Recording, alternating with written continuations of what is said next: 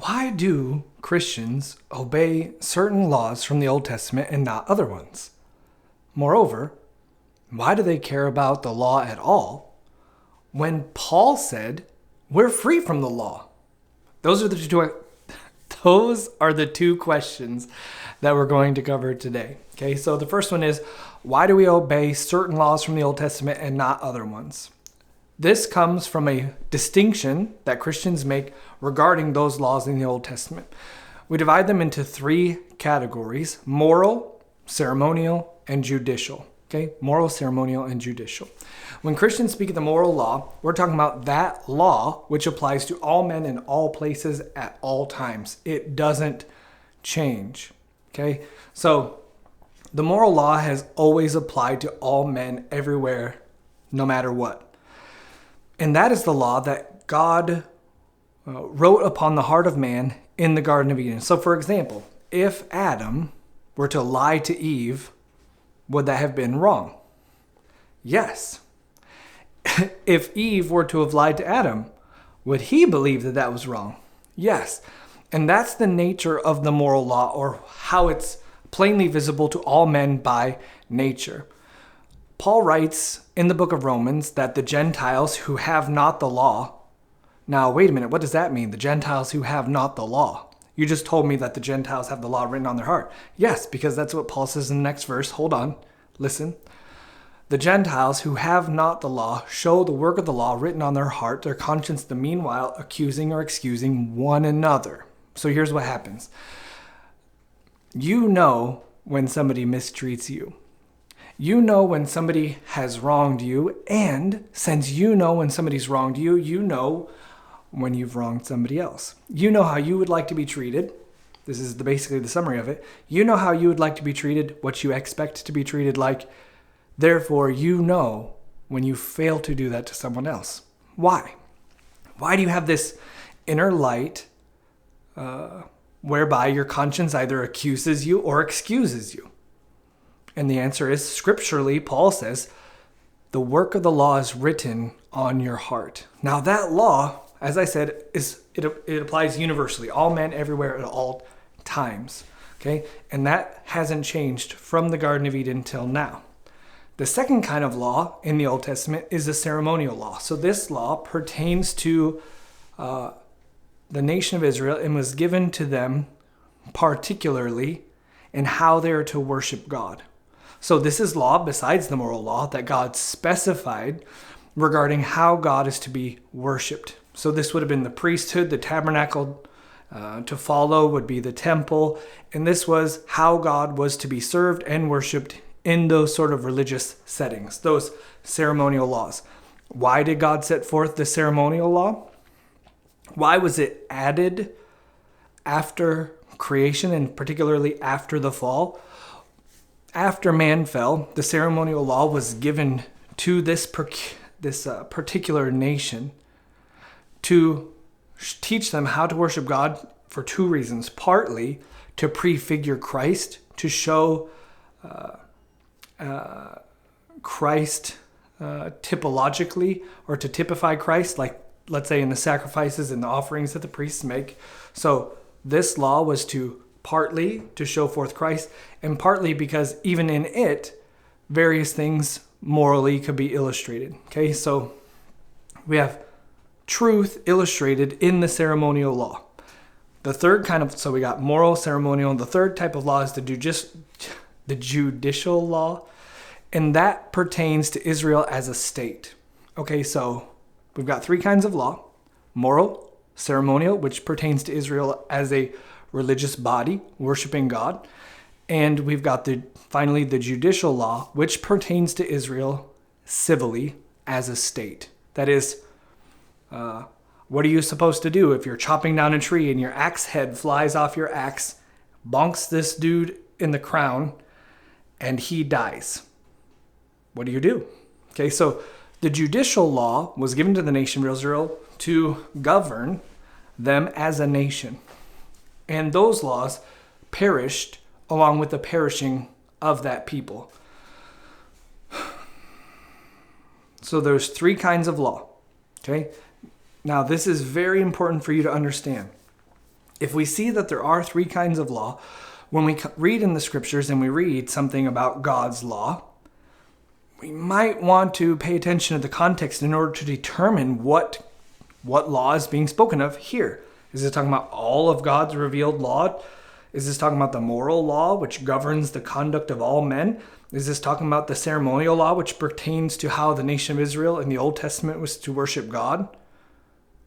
Or does this pertain to the nation of Israel as it was a civil state, a society with magistrates and judges and a structure? Okay? So why do Christians talk about obeying one kind of law and not another? Well, Christians set forth and believe, because the scriptures teach, that the law is holy and just and good. And what law is that? It's the moral law. Okay? The moral law of God applies to all people at all times and in all places. Okay? This is the law written upon the heart and revealed to all men, whose consciences either accuse or excuse their deeds. We don't, as Christians, seek to perpetuate the ceremonial laws given to that distinct people of Israel, nor do we seek to reinstate the judicial laws as they were given to the nation of Israel as a state. Those laws, particularly the judicial laws, the civil laws, might provide some instruction to us about how a society may be governed, what's good for society. But as far as what Christians, the distinctions that Christians make is the moral law is the law that is universally binding upon Christians, and therefore we ought to obey even now. Now we have a problem, right? And the problem is, Paul says we're free from the law. What does that mean? What does Paul mean when he says we're free from the law of sin and death? It means this. In the Garden of Eden, God gave or wrote this law upon the heart of Adam, and Adam was to obey it. In addition to that law, he gave Adam a peculiar law not to eat of the tree of the knowledge of good and evil. Those laws, that is the law written upon man's heart, and the law not to eat of the tree of the knowledge of good and evil, was to be obeyed by Adam and all of Adam's posterity. But we failed. We failed. Now you say, wait, why are we talking about Adam and Eve? I asked what it means when it says we're free from the law. And I got it. We're going to get to it. Adam fell in sinning against God. Now, what does that mean? It means that way by which man could stand before God is gone. That fellowship between God and man is gone. The way that Adam could have attained life is gone. God threatened death upon Adam's disobedience. Therefore, if Adam would have obeyed, he would have obtained life. Now, all men then fell in Adam. So what does it mean to be free from the law? It means to be free from that way of standing before God that Adam had access to. If Adam would have obeyed the law of God, he would have been able to stand before God as a righteous man, truly a righteous man for fulfilling the law. However, no man now can fulfill that law. Therefore, we need to be free from that law if we're ever going to stand before God. So when Paul says, the law of the Spirit of life in Christ has made me free from the law of sin and death, what he's referring to is the fact that we're set free from the law as a covenant by which we can stand before God as righteous. It doesn't mean we're free from the law and so now we can go around murdering and lying and committing adultery and worshiping other gods. And do you understand? Do you see what I'm saying? Why would Paul say we're free from the law of sin and death and then say the law is holy and just and good? Or say something like, do we then make void the law of God? God forbid. Nay, we establish the law. So Christians no longer, men cannot stand before God as righteous by means of a personal perpetual obedience to the moral law. We can't do it. But Jesus Christ came. He lived a righteous life and fulfilled what? All the righteous demands of the law. Jesus Christ walked in personal perpetual obedience to the law of God. And God is pleased to offer to men the obedience of Christ as their righteousness. He's pleased to offer Jesus Christ's life and death to men. So when men repent and believe that message, their sins are given to Christ and Christ's righteousness is given to them. That's called the double imputation. Our sins on Christ, Christ's righteousness on us.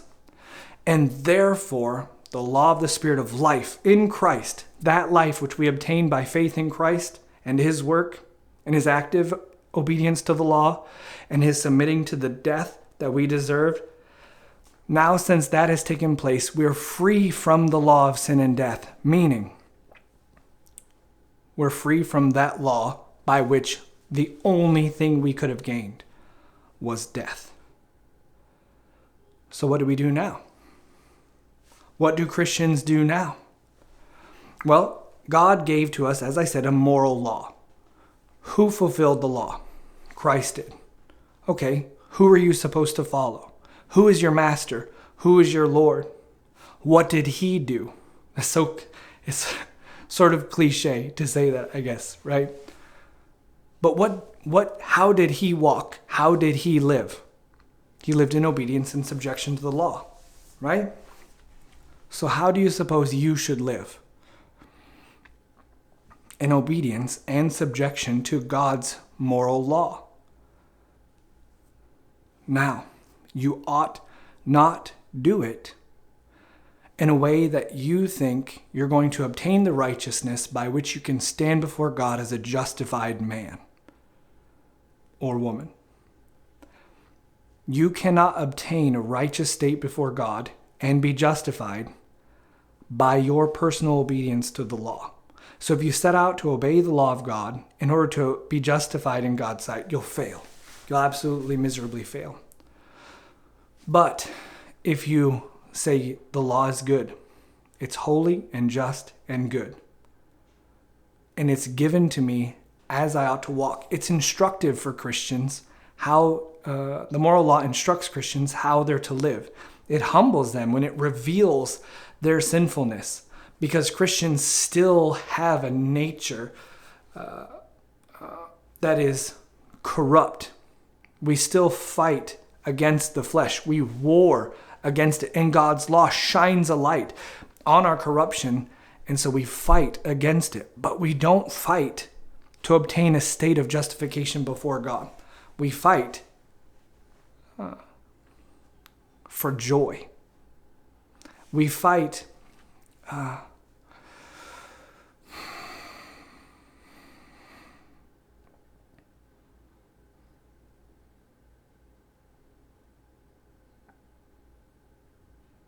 out of gratitude.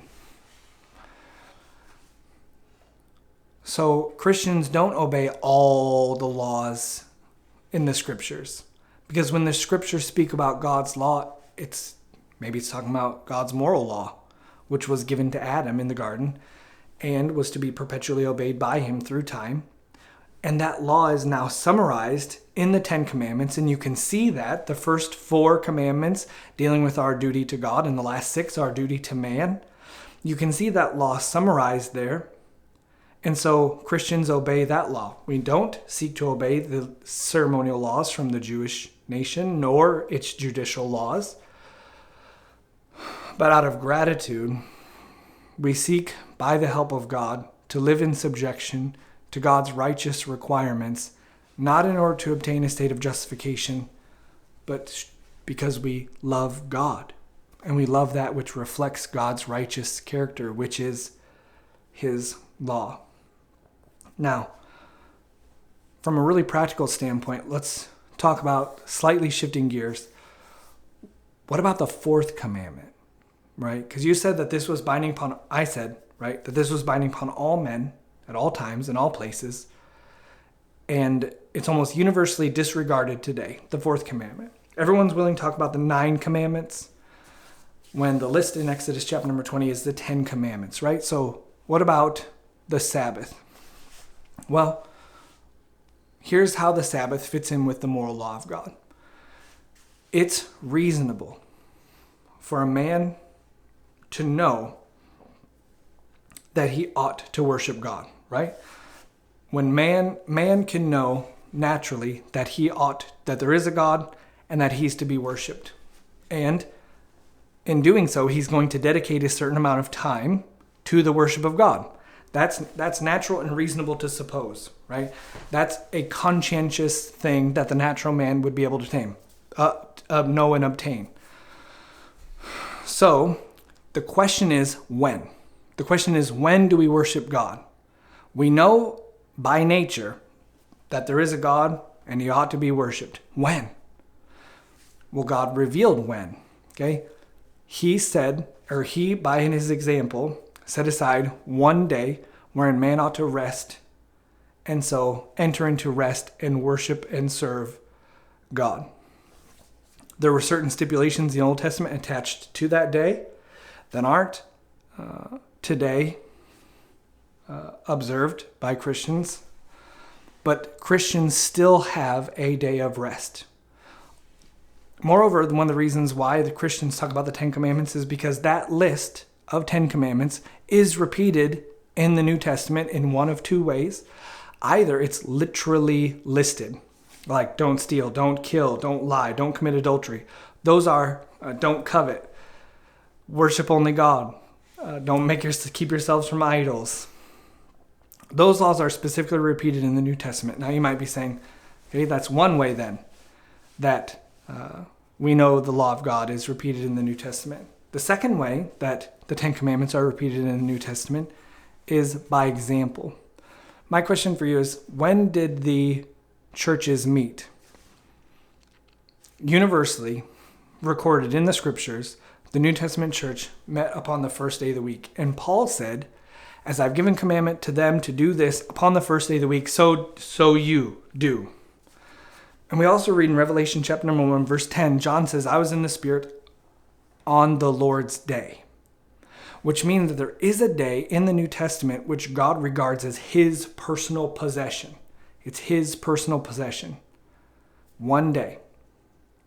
And Christians, following the example of the apostles and the instruction of Paul, and the fact that Christ rose from the grave on that day, there's lots of reasons why. And we could get into a big thing on the Sabbath, but I want to touch on it a little bit because I know it's a sticking point. So following the examples of the apostles, the resurrection of the Lord Jesus Christ, John saying I was in the Spirit on the Lord's day, tells us there's something in the New Testament that God regards as his personal possession, a day. Well, what day is that? Well, in the Old Testament, we can read that day, which God regarded as his day, is called the Sabbath day. And the book of Hebrews tells us that there remains a rest, a Sabbath for the people of God today. Christ himself says, I'm Lord of the Sabbath. So, all that to say, the Sabbath also is a command repeated in the New Testament to be observed by Christians in a peculiar way, set aside for the worship of God all day, because it's called the Lord's Day, not the Lord's few hours. So hopefully that's helpful. We talked about the divisions of the law. We talked about a little bit about the Lord's Day. We talked about what it means to be free from the law. It means, just in case we need to clarify again, to be free from the law means to be free from the law by as it would be a covenant. Free from the law as a covenant to obtain life. Adam stood in that position. Adam stood in such a way that if he obeyed the law, he would have obtained life. We can't. We can't stand before God that way. So to us, the law as a covenant is only a law of death. But Christ makes us free from the law of sin and death, meaning a way to be justified before God. We're free from the law in the sense that we no longer have to obey it in rigor in seeking to obtain life by it. but we do seek to sweetly comply with the demands of the law, seeing that it was the law that Christ was subjected to and walked in obedience to. We wish to follow our Savior and obey. And so the law, as it was for the psalmist, so it is for us in the New Testament. The law is our delight. I hope that was helpful. I wish you well.